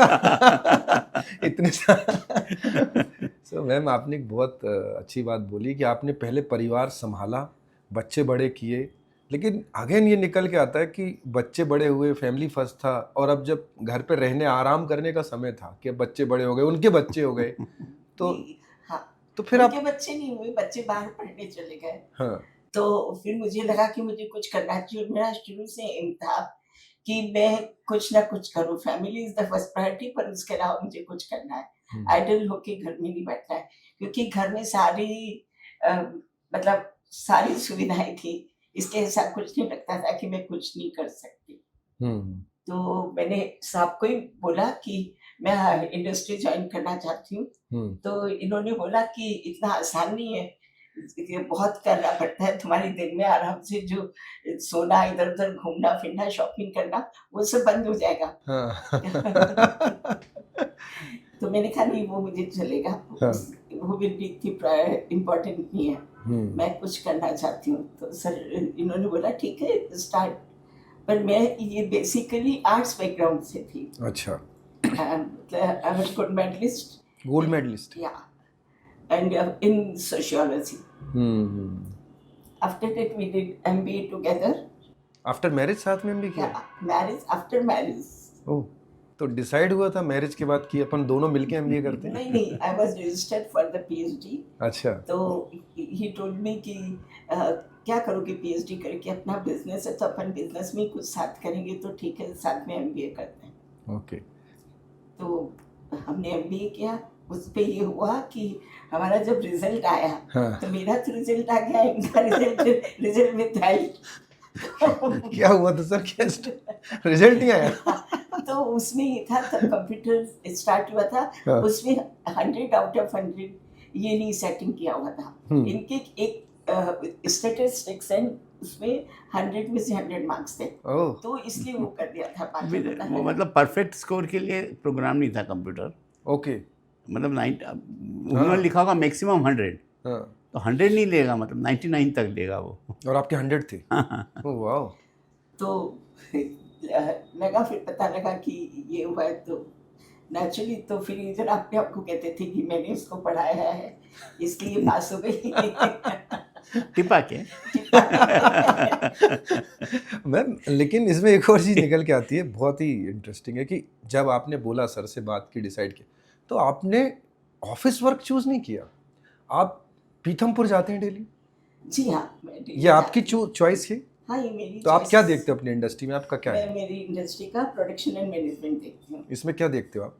इसमें जो हमारा प्रोडक्ट है, तो जो हमारा स्टाफ एंड लेबर्स है, उनको पूरा वो करना, स्पेशली तो स्टाफ को जो है हमारे, उनको बताना कि कौन सा मटेरियल बनाना है, क्या करना है, व्हाट इज द उसका क्या प्रोसेस है, वो प्रोसेस उनको डिस्कस करना, अंडरस्टैंड करवाना, बताना, और फिर उस मटेरियल को बनवाना। और आप कितने बजे डेली पीथमपुर आप डेली जाते हो? डेली जाते। कितने बजे जाते हो? मैं 1 बजे करीबन पहुंच जाती हूँ। और वापस कब आते हो? शाम को 5-6 बजे। और ये आपने चूज किया है कि मुझे करना है, कुछ ना कुछ करना है। बढ़िया है। और सर, एंड मैंने आपसे दोनों से क्वेश्चन है कि जब आपने उस समय, आपका मैरिज कब हुआ था सर, ईयर कौन सा? 72। जब आपने पहला इंडस्ट्री डाला था तभी आपने मैरिज भी किया था? हाँ, मेरे को लग गया था कि इंडस्ट्री जल्दी नहीं डलेगी, तो कम से कम शादी तो कर ली जाए। तो मतलब आप ये दोनों एक दूसरे को पहले से जानते थे? नहीं। ओके। अरेंज मैरिज है। अरेंज मैरिज है। और तब की मैरिज और अब की मैरिज में कितना फ़र्क आ चुका है? मतलब उस समय क्या था कि जो माता पिता की राय भी महत्व रखती थी, वो काफ़ी चीज़ें देखते थे, संस्कार, परिवार की स्थिति। अब जैसे हमारी माताजी का एक नियम था कि बेटियां इंदौर में देना, बहुएं बाहर से लाना, ताकि बार नहीं जा सके। नहीं जाए, साल में एक बार ही जाए, बेटियां मेरे घर रोज आती हैं। तो इन सब चीज़ों के मद्देनज़र डिसाइड किया गया। और उस समय लव मैरिज इतनी होती भी नहीं थी। मेरे कॉलेज में कुल 2 लड़कियां थी, इंजीनियरिंग कॉलेज में, इंदौर में GSTI में मात्र 2 लड़कियां थी। कितना बुरा था सर। तो उस समय लव मैरिज का तो कोई मतलब कहीं इंटरेक्शन भी नहीं होता था। कितना वो था। सर, एक और चीज़ है, जैसे आप लोगों ने जब साथ में स्टार्ट किया, तो एक मतलब जनरली लोग पूछते हैं एक दूसरे को क्या पसंद है आपस में। आई थिंक कितना टाइम हो गया सर, कितने आप 50th एनिवर्सरी आप सेलिब्रेट कर चुके हैं? 50 साल। 52 ईयर्स टुगेदर हैं और आगे भी रहेंगे। बहुत ही है। तो एक अच्छी चीज़ ये है कि खूबियाँ तो सब लोगों को पता होता है। अगर मैं बोलूँ सर की कोई एक आदत जो आपको बिल्कुल पसंद नहीं है? सर की बस एक ही आदत है, थोड़ा कम्युनिकेशन कम होता है। अच्छा, सर तो इतनी बात कर रहे हैं। Communication in the sense he is too busy. Oh! अभी भी? अभी भी ओह! he keeps busy in business, then हम लोग की ग्रुप ऑफ इंडस्ट्रीज है, he is busy in that, social work, समाज, आरएसएस और दूसरे भी जो भी मतलब प्लेटफॉर्म कोई भी हो उसमें is very active and he is very good orator. And इनकी जो लेखनी है बहुत ही उत्कृष्ट है। एक बार जो सुन लेता है इनको वो बार बार चाहता है कि अगर अशोक जी का आज स्पीच है तो हम जरूर जाएंगे। हाँ, ये बात तो है, हमने बात की तो बहुत अच्छा लगा। और यही है हिंदुस्तान की खासियत। मैंने तो पूछा था क्या पसंद नहीं है, लेकिन मैडम ने बताया क्या अच्छा है। यही खासियत है उस जमाने की। शायद आप अभी पूछते अभी के लोगों से तो वो जरूर लिस्ट बता देते। नहीं, मैडम के पास भी एक लिस्ट है, लेकिन अभी नहीं बोले। अभी नहीं बोली। सर 52 ईयर्स टुगेदर बहुत बड़ी बात है। और उससे भी बड़ी बात है जो अभी हम सर से बात कर रहे थे कि हम जॉइंट फैमिली हैं आप लोग। सो मैम, बिकॉज सर तो काफ़ी बिजी रहेंगे, जॉइंट फैमिली को जॉइंट रखना आपकी भी बड़ी जिम्मेदारी रही होगी। कैसे इसको जॉइंट ही रखा हुआ है मैम, क्या चैलेंज है? एक तो एक दूसरे को अंडरस्टैंड करना, सपोर्ट करना, कई चीज़ें अनदेखी करना, लेट गो करना। तो उससे क्या होता है कि आपको किसी को अगर आप डायरेक्टली वो करेंगे तो नेचुरली थोड़ा उसको बुरा लगेगा कि मुझे इस तरह से बिहेव किया है। एंड उसके साथ आप लव एंड अफेक्शन बनाए रखें, हर चीज़ में सपोर्ट करें। मतलब जैसे हमारे बच्चे थे, मेरे बच्चे और मेरी देवरानी के बच्चे, जो बाहर वाले आते थे वो कभी उनको ये लगता ही नहीं था कि ये इनके बच्चे नहीं है, बल्कि वो सरप्राइज थे। जब एक शादी थी, हमारी जो इवेंट मैनेजर थी वो शॉक थी कि 5-5 बच्चे। क्योंकि मेरी देवरानी के 3 थे और मेरे पास मेरे 2 बच्चे, तो 5 बच्चे हो गए। तो बड़ा वो लगता था, उसको लगता ही नहीं था कि ये इनके बच्चे हैं कि उनके बच्चे हैं। तो इतने हम लोग अफेक्शन से, एक दूसरे के सपोर्ट से अंडरस्टैंड करके रहते थे, उस कारण हमारी फैमिली आज तक चल रही। और आपको कुकिंग पसंद है? मेरे को बहुत पसंद है। और सर को? सर को भी पसंद है। नहीं, मैं कुकिंग नहीं करते, खाना पसंद है। खाना आपको कुकिंग भी पसंद? अभी आप कर पाते हैं? अभी टाइम मिलता है? मैं अभी भी करती हूँ, अभी भी जब टाइम मिलता है मेरे को तब। मतलब मैं खाली रहना नहीं पसंद करती। अच्छा। कुछ ना कुछ करना, जैसे संडे होता है, फैक्ट्री नहीं जा रहे या कहीं और नहीं जा रहे, तो लगता है किचन में चलते हैं। तो हमारी कुक भी बोलती है कि आप एक दिन तो रेस्ट कर लिया करो, क्यों किचन में करते। बट आप खाली रहना आपको पसंद नहीं है। और आप कहाँ से हैं मैम? इंदौर से? मैं जयपुर से। अच्छा, आप जयपुर से हैं। तो इतने दूर से सर लेकर आए कि फिर जाने में भी बहुत बोला। उस समय तो और मुश्किल था, अब तो फिर भी फ्लाइट है। उस समय तो फोन से बात करना भी मुश्किल था। तो सर जाने देते थे शुरू में? नहीं, इनका रूल था शुरू में, क्या? साल में एक बार जाना है, ओनली फॉर 20 days। रूल था वो, साल में एक बार 20 दिन के लिए जाना है। बस। तो उनका रूल था या आपका भी था कि नहीं ठीक है मुझे भी नहीं जाना? नहीं, मैं भी मतलब कॉपरेट करती, because he loves too much, तो मुझे भी लगता था कि मैं तो इनके साथ ही रहना है। और एक मेरी फैमिली, मेरे पेरेंट्स ने भी मुझे यही उन्होंने दिया था, यही संस्कार दिए थे कि नहीं, अब तुम्हारा घर वो है, तुम वहाँ खुश रहना, सबका दिल जीतना। इसलिए वो कभी भी उन्होंने ये नहीं किया कि नहीं तुम पहले मना कर दिया, तो कभी भी ये नहीं बोला कि नहीं तुम आओ इधर, जब तुम्हें भेजे तभी। नहीं, ये आजकल सर अभी हम लोग बात कर रहे थे कि आजकल जो बच्चों में तलाक हो रहा है, ये हो रहा है, तो आप क्या कहना चाहते हैं जो ज़्यादा बढ़ रहा है? पहले अपने हिंदुस्तान में इतना होते नहीं थे तलाक, ये तो फॉरेन कल्चर है। तो अभी आपको क्या लगता है मैम ये जो बढ़ रहा है? क्योंकि अब इंडिविजुअलिटी बहुत ज़्यादा है, एक दूसरे को कोई अंडरस्टैंड नहीं करता, एक दूसरे को कोऑपरेट नहीं करना चाहता। तुम तुम्हारा करो, मैं मेरा करूँ, या फिर जो उसने चाहा, अगर उसका हस्बैंड सपोर्ट नहीं कर रहा है तो नेचुरली वो भी बराबरी से बिहेव करते हैं, जो आजकल मेरे को देखने में आ रहा है जिस जनरेशन में। मतलब कोई भी कॉम्प्रोमाइज करने ही नहीं चाहता और नहीं सोचता कि he is elder to me, मतलब elder to me in the sense क्या है, मच रेस्पेक्टेड। सब में एटीट्यूड आ गया। और जब सर ने फैक्ट्री डाला था, ईगो सबसे ज्यादा है, वो परिवारों को तोड़ रहा है। वो तोड़ रहा है। तो सर ने जब फैक्ट्री डाला 72 में 71 में, तो वो कुछ याद है स्ट्रगल भरे दिन उस समय कैसा रहता था? नहीं, फैक्ट्री तो सर ने 72 में जब डाला तब ये इतना डिवोटेड रहते थे कि जब हमने एमबीए ज्वाइन किया, एक उस समय की एक मैं वो बताती हूँ। प्लीज तो प्लीज। ये मेरे को बोलते थे कि मैं भी फैक्ट्री से जाऊँ, तुम सीधे कॉलेज आ जाओ। कॉलेज हमारा यहाँ बिल्कुल ये डीएवी सामने ही है। अच्छा, वहीं से ये आना आप? था, और हम रहते थे बियाबानी में तब। तो थोड़ा कंजर्वेटिव फैमिली थी बहुत, तो मुझे बहुत डर लगता था कि मैं अकेले कैसे आ जाऊँ, कैसे माँ से पूछूं। तो बोलते मेरे को नहीं मालूम, तुम कैसे भी उनको कन्विंस करके आओ। तो वो फिर मैं आई। तो कॉलेज में हम लोग, मतलब एक बार ये हुआ कि मेरे को लेने आए, तो मोटरसाइकिल पे हम दोनों जाते थे, क्योंकि उसमें ज़्यादा अच्छा लगता था, कार में नहीं जाते थे। तो वो पंचर हो गई। तो अच्छा, नहीं, रोमांस भी किया है मैंने, ऐसा नहीं है सर, आप बहुत रोमांटिक हैं। पंचर हो गई, तो इन्होंने पंचर निकलवा के, नहीं मैं खड़ी रही साइड में, पंचर बनवाया इन्होंने। जैसे ही बना, ये गाड़ी स्टार्ट करके चल दिए, और मैं वहाँ खड़ी रह गई। आई वाज शॉक कि मेरे पास ना तो कोई मतलब फोन है, कैसे उनको बताऊं, कैसे क्या करूं, कुछ नहीं। मैं थोड़ी देर खड़ी रही, उसके बाद में फिर इनको लगा कि चुप चुप में बोल क्यों नहीं रही, क्या बात हुई। तो पीछे हाथ लगा के दिखा दी, खा लेंगे। फिर वापस आए। फिर वापस आए, मैं वहीं खड़ी थी, फिर मुझे लेके कॉलेज आए। सर, आप शुरू से चाहते थे कि मैम भी पढ़ें, एमबीए करें, या आपकी चॉइस थी सर? जी, मैं चाहता था कि पढ़ के एमबीए करके later on in the life ये बिजनेस में साथ देने। तो फिर क्या होता है, घर में करे क्या दिन भर, बच्चे भी नहीं रहते हैं, बच्चे बड़े हो गए, अपनी अपनी ज़िंदगी हो गई। मैं दिन भर अगर ऑफिस में बैठना चाहता हूँ तो then she has nothing to do. तो ये बेहतर है कि फॉर हैप्पी लाइफ, जीवन में सुख के लिए, कि वो भी काम करे तो वो भी बिजी रहेगी।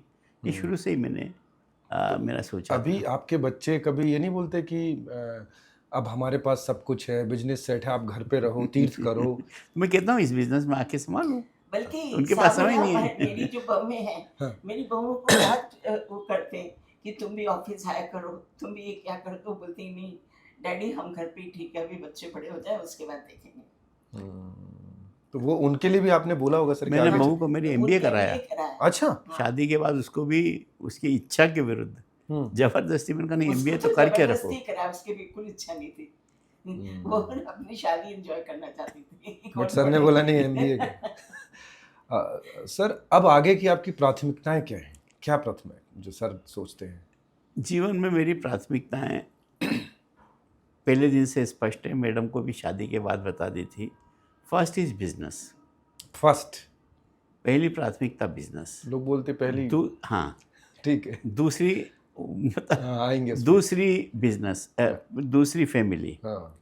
तीसरी फ्रेंड्स, चौथी वाइफ। चौथी? यस, सामने बोल रहे ये सामने बोला हूँ। तो मतलब पहले दिन, शादी के पहले दिन मैंने बोल दिया था, बिजनेस के बिना आर्थिक समृद्धि, अर्थ के बिना सब व्यर्थ है। परिवार भी व्यर्थ है। हमने तो यही सुना है सर, फैमिली फर्स्ट। नहीं तो बोलते हैं ऐसा बड़ा पैसे के पीछे भागता है, यही सब बोल। पैसा नहीं, आर्थिक समृद्धि आपकी परिवार में आपकी खुद की होना चाहिए। तो परिवार भी ऐसा समझता है, नाकारा है, कुछ कर नहीं पाया। तो आप बोल रहे हैं business first. Second is family. अर्थ कमाने के बाद फिर फैमिली नहीं हो तो भी अर्थ बेकार है। पैसा कमा लिया, फैमिली नहीं है तो भी बेकार है। तीसरा फ्रेंड्स। जिंदगी में सुख रहने के लिए दोस्त भी जरूरी है। और चौथा है पत्नी। होता क्या है कि अगर आपने पहली प्रायोरिटी पत्नी को रख दी तो बाकी 3 प्रायोरिटी गायब हो जाती है। Then she starts demanding on your business, she starts demanding on your family also. मतलब फिर फैमिली और बिजनेस और इन सब से समय कट के वाइफ को मिल जाता है। जीवन में अपन सुख ढूंढ रहे हैं। सुखी होने के लिए यह आवश्यक है कि पत्नी चौथी प्रायोरिटी पर है। जहाँ पत्नी पहली प्रायोरिटी पर आती है वहाँ आर्थिक व्यवस्था भी गड़बड़ाती है, परिवार भी गड़बड़ाते हैं, दोस्त भी गड़बड़ाते हैं। आप इस पे एग्री करते हो? Yeah, I agree. That's why she is successful. ये मैंने शादी के बाद पहले दिन ही कह दिया था। पहले दिन ही बोल दिया था। These are my 4 priorities. हाँ। और this is to make you happy, not make me happy. Make the family happy, make the friends happy, and make the economy well of the family. अगर इकोनॉमी नहीं है, अर्थ नहीं है, तो बाकी सब व्यर्थ है। हम्म, आप नकारा भी हैं, परिवार भी कह देगा, बिल्कुल। पत्नी भी कह देगी, जी, इसलिए वो फर्स्ट प्रायोरिटी है। मैं बच्चों को भी कहता हूँ कि ज़िंदगी में इन प्रायोरिटीज़ को इसी तरह से रखोगे तो तुम ज़्यादा सुखी रहोगे। बच्चे आपकी तरह हैं? मेरा बेटा बिल्कुल इन्हीं की फॉलो करता है। कितने बेटे हैं आपके?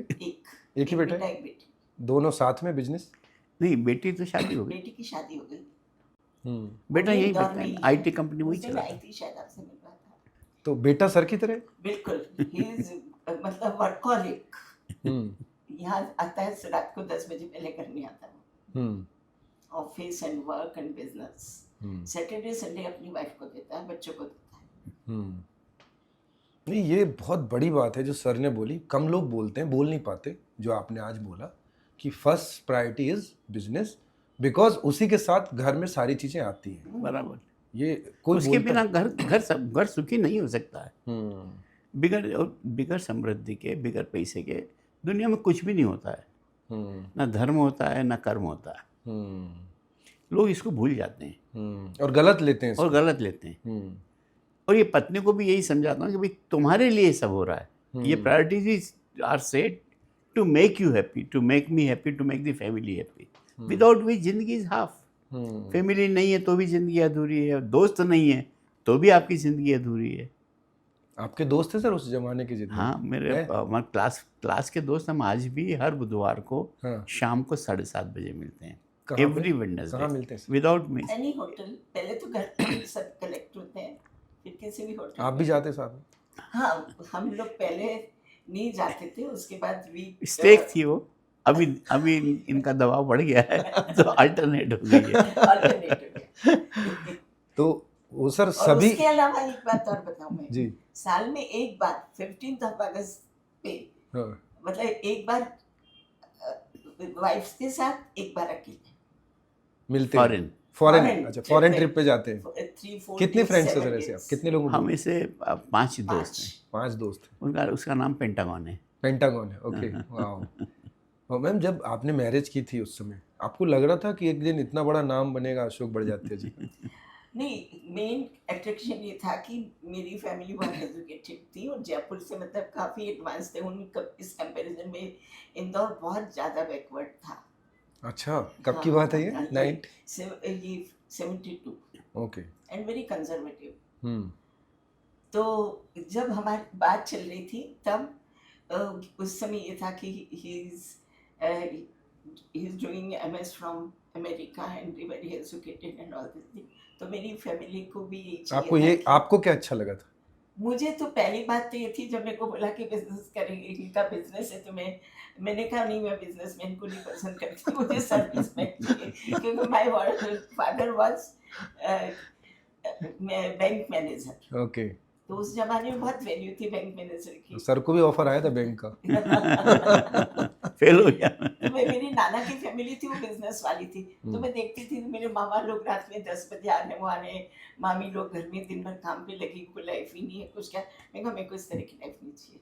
फिर सर ने आपको कन्विंस किया? नहीं, मेरे ब्रदर ने मुझे कन्विंस किया। ओके, सर की भी एक कहानी सुनाती हूँ आपको। बताइए ना। ये मेरे को देखने आए फर्स्ट डे, मतलब आप सोचेंगे नहीं उस जमाने में, फर्स्ट डे आए, इन्होंने 1 घंटा मेरे से बात की। फर्स्ट डे उस या- जमाने में? जी। माय गॉड, उस जमाने में माँ बाप 2 मिनट बाद अंदर आ जाते थे कि हो गई बस, अब देख लिया ना क्या उस बात जमाने में 1 घंटे क्या बात 1 कर रहे घंटे बात की। He talked about anything, थे? everything, sorry। हाँ, इन्होंने पूछा है तो क्या तुम्हारी हॉबीज हैं, जो एक जनरल क्वेश्चन हाँ। होता है, क्या करती हो, क्या है ये। और उस समय एक्चुअली जब मेरे को देखने आई थी तो मैं गोल्ड मेडलिस्ट थी, तो मेरे को ऑटोमेटिकली मेरे कॉलेज में मुझे लेक्चरशिप मिल गई थी, तो मैं वहाँ लेक्चरशिप कर रही थी। तो वो सब पूछा इन्होंने। उसके बाद बोला पेपर पढ़ती हो? मैंने कहा हाँ। कौन सा पेज पढ़ती हो? इस पेज पे क्या है? इंटरव्यू ले रहे थे? पूरा इंटरव्यू इस तरह की बात थी कि कौन सी मैगजीन पसंद है तुम्हें, क्या है वाओ, तुम्हारा, हमारी जॉइंट फैमिली है तो तुम उसमें वो कर पाओगे। मैं कहती this all depends on the customers. तो बस यही सब सारी इस तरह की और भी कई बातें करते रहे कि तुम्हें क्या पसंद है, क्या नहीं पसंद है। आपने क्या पूछा था? मैंने उस समय बहुत ज़्यादा एक तो मैं उस दिन मेंटली प्रिपेयर ही नहीं थी कि मैं मतलब मैंने कहा नहीं मुझे शादी नहीं करनी। मेरे ब्रदर ने मेरे को बहुत कन्विंस करके आपने ये बात बता दी थी सर को? तो मेरे ब्रदर बोले कि जैसे तुम्हारे फ्रेंड से मिलती है नहाते हैं सब ऐसे सोचना ऐसे आया वैसे ही मिलवाते हैं लोग। ये स्टैंडर्ड है। सर आपने 1 घंटे बाद की पहली मीटिंग में? नहीं उसके बाद ही जाती जाती मुझे बोल गए थैंक यू। तो मेरे ब्रदर ने पूछा कि क्या बोला। मैंने सब बताया मैं कैसा बोल रहा था ये कर रहा था मतलब जैसे बोलते हैं ना अपन कोई वो तो नहीं तो बोलते अगर वो थैंक यू बोल गया तो तेरे को पसंद कर। फिर सेकंड डे फिर आ गए सेकंड डे? हाँ सेकंड डे फिर मतलब फोन आया कि मैं एक बार और मिलना चाहता हूँ। फिर आए फिर इनके पेरेंट्स यहाँ से इंदौर से आए। मेरी mother in law father in law मेरी सिस्टर इन लॉ 6-7 लोग आए। ग्रेट फादर इन लॉ उन्होंने भी मेरा इंटरव्यू लिया। और फिर मेरे जो ग्रैंड फादर इन लॉ थे उन्होंने मुझसे पूछा तुम मंदिर जाती हो? मैंने कहा जाती हूँ। रोज जाती हो? तो मैंने कहा हाँ रोज करीब करीब नहीं तो पर्यूषण में हमारा पर्यूषण हाँ। उसमें डेली जाती हूँ। तो फिर बोलते खाना बनाना आता है? मैंने कहा आता है। बोले रात हो रही है और 15 मिनट में अपने तुम्हारे घर में गेस्ट आ रहे तो क्या खाना बना के खिलाओगी तुम? तो मैंने कहा हलवा पूड़ी और सब्जी बना के खिलाऊंगी। तो ही वाज वेरी हैप्पी। अच्छा ये क्वेश्चन पूछना वेरी डिफरेंट कि अगर लोग आ रहे हो 15 मिनट में क्या बनाओगे?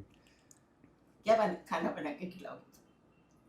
खुश हुए से हलवा पूड़ी से? हाँ? वो जल्दी तो बन क्यों जाता जल्दी है बन ना, जाता एक है मीठा ना? हो गया। हलवा फटाफट सेक लिया आटा लगा लिया पूड़ी डाल दी इधर सब्जी बना दी फटाफट 15 मिनट में बन गया खाना। सर जब आप 1 घंटे बाद की तो डिसाइड कर लिया था अब इसी शादी करने वाला हूँ? हाँ डिसाइड हो गया था। थैंक यू इसलिए बोला था आपने? ये अच्छा मुझे देखने नहीं आए थे। फिर हमारा कोई कन्वर्सेशन नहीं था। जब उनमें आए 8-10 लड़कियां देखी तो एक साथ 8-10? हाँ जहाँ ये ठहरे थे वो हमारे बहुत अच्छे फ्रेंड थे फादर के। तो उनका फोन आया कि एक अच्छा लड़का आया है तुम आयशा को दिखा दो ये कर दो। तो फिर 8-10 लड़की देख चुके थे वहाँ पे? हाँ ऑलरेडी देख चुके थे। और एक जो जयपुर में देखी थी ना वो देख के आए थे तो उन्होंने तो बोला था कि नई फिएट गाड़ी आई थी। तो बोले आप हाँ कर जाओ और ये फिएट गाड़ी लेके आप इंदौर चले जाओ। अच्छा हाँ तो इनको नहीं वो पसंद बट सर को पसंद नहीं थी। जब शेर की मौत आती है तो जंगल की तरफ भागता है। सर आपका जो कन्वर्सेशन उस समय हुआ था क्या आपके अंदर यूएस में पढ़ाई की वजह से भी ये थोड़ा इम्पैक्ट था जो आप डिस्कशन जो समझ में आ रहा है कि आपने एजुकेशन को प्रेफरेंस दिया उस समय की बात कर रहा हूँ मैं क्योंकि आप बिजनेस फैमिली से हैं। क्वेश्चन और पूछा कि do you know class and caste? मैंने कहा of course class and caste तो सोशियोलॉजी में किया ये सब पढ़ा सारा सब कुछ। तो बोलते what is class and what is caste? मैंने कहा what you find in India is caste and what you find in US is class. और आपको 52 साल पहले की डिस्कशन एक शब्द याद है। वाओ। तो वो यूएस में आपने जो एजुकेशन किया था जो आप किया था उसका भी इम्पैक्ट था आपके ऊपर? उसी का इम्पैक्ट था कि मैं चाहता था एक पढ़ी लिखी जो घर को चला ली। थोड़ा हमारा घर कंजर्वेटिव था, बड़ा परिवार था।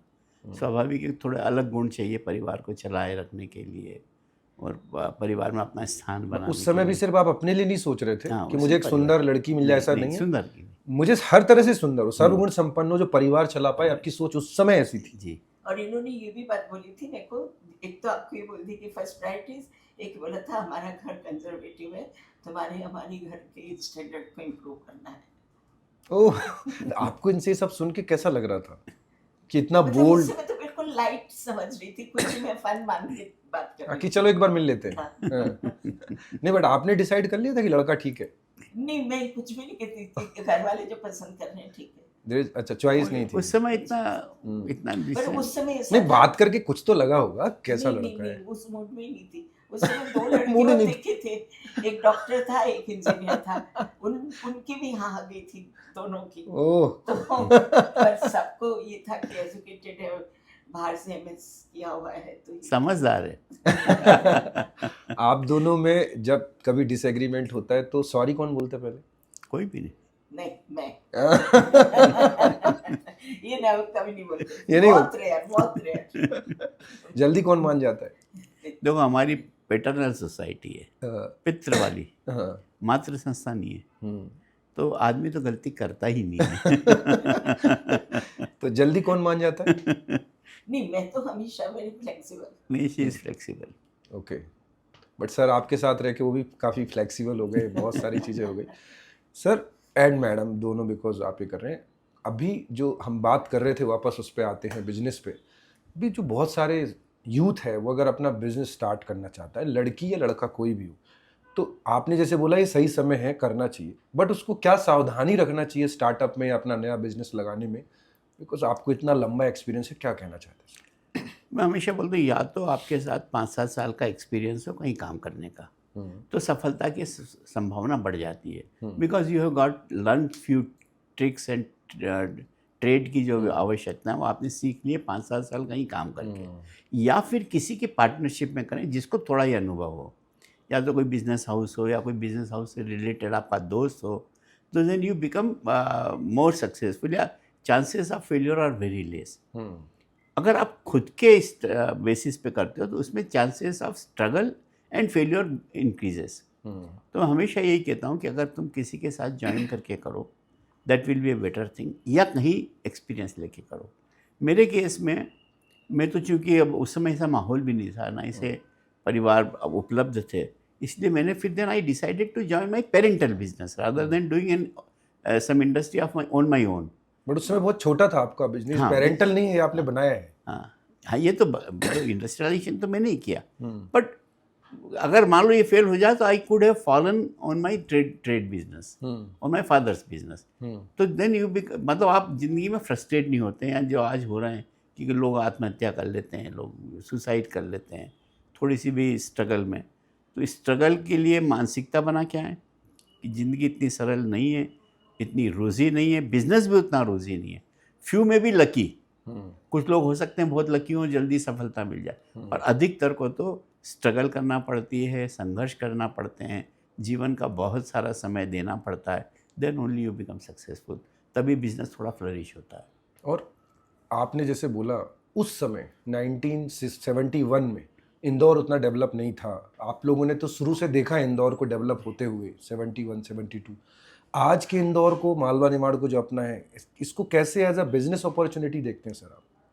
नहीं, बिजनेस अपॉर्चुनिटी इंदौर में तो इमेंस है।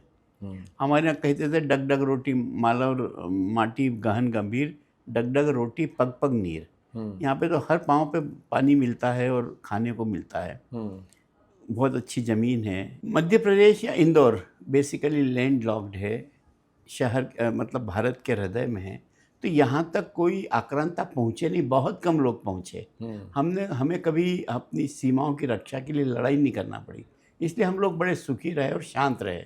बहुत ज़्यादा हम में वो जैसे पंजाबियों में हैं, उनको हमेशा लड़ते रहना पड़ता है, बॉर्डर स्टेट है, उनमें एक अलग तरह का एग्रेशन है, अलग तरह की उनमें एक ताकत है जो हम में नहीं है, मालवा के लोगों में। स्ट्रगल करने की हमें क्षमता कम है, हम बहुत ज़्यादा आगे नहीं बढ़ पाते हैं, इसको हमें छोड़ना पड़ेगा। अपने अंदर थोड़ा सा एग्रेशन, विदाउट एग्रेशन दुनिया में आप बहुत कुछ प्राप्त नहीं कर सकते हैं। तो यहाँ के जो बच्चे हैं उनमें थोड़ा सा एग्रेशन होना चाहिए। जब वो नौकरी करते हैं तो बड़े आराम से रहते हैं, बहुत कोशिश नहीं करते हैं, बहुत आगे बढ़ने की प्रयास नहीं करते हैं। तो ये भी हमको ये आज के बच्चों को सीखना चाहिए, और इस बात को मैं अनुभव भी करता हूँ कि अपने आप पर थोड़ा सा समय दें, और अपने बिजनेस को अगर आगे बढ़ाना है तो अपने में थोड़ा एग्रेशन भी पैदा करें, जिजीविषा पैदा करें। और चूँकि आपने तो बिजनेस कैसे खड़ा करना चाहिए बताया उसमें, और अग्रेशन और बाकी चीज़ें हम लोग स्टार्टअप स्टार्ट करते तो आपने बताया। अब मैम आप बताइए कि एक अच्छा कपल, आप तो 52 ईयर से हैं, साथ में हैं और आगे हमेशा रहेंगे, तो कैसे साथ में हमेशा रह सकता है? मतलब उसका सीक्रेट क्या है, इतना हैप्पीली, इतना एक्सेप्टेंस के साथ? और सर की कोई आदत जो आप बताना चाहें? इसका सीक्रेट ये है कि क्या मेरा हस्बैंड चाहता है, पसंद करता है, उसके अकॉर्डिंग मैं सब कुछ करूँ। तो नेचुरली दोनों की अंडरस्टैंडिंग भी डेवलप, वो तो पहले ही खुद ही तब जाके होता है। तो उनकी चॉइस के अकॉर्डिंग अपने आप को ढालें, उसके हिसाब से बनाएं। जैसे ये है, सर की आदत है कि वो कभी अपने लिए कुछ नहीं खरीदते, कभी कुछ भी नहीं करते। तो अच्छा, उनके लिए आप शॉपिंग करते हो मैं शॉपिंग करती हूँ शुरू से? शुरू से। अच्छा, सर आप नहीं लेते कुछ भी? नहीं, कभी नहीं, शॉपिंग का शौक ही नहीं। और दुकान मेरे के को बाहर बैठ shopping जाता हूँ, मैं दुकान के अंदर भी नहीं जाता हूँ। अच्छा। मेरे को शॉपिंग का बहुत शौक है और हाँ। इनको बिल्कुल नहीं है। तो ये आप डिसाइड करते हैं सर को क्या पहनना है? हाँ आज ये जो शर्ट पहनी आपने हाँ, बिल्कुल। आपने निकाल के दी? हाँ, मैं डेली सुबह निकाल देती हूँ, आज ये पहनना है। ये ऐसा कभी हुआ कि नहीं ये नहीं पहनूंगा आज? नहीं, कई बार बोलते हैं। फिर क्या बोलते हैं आप?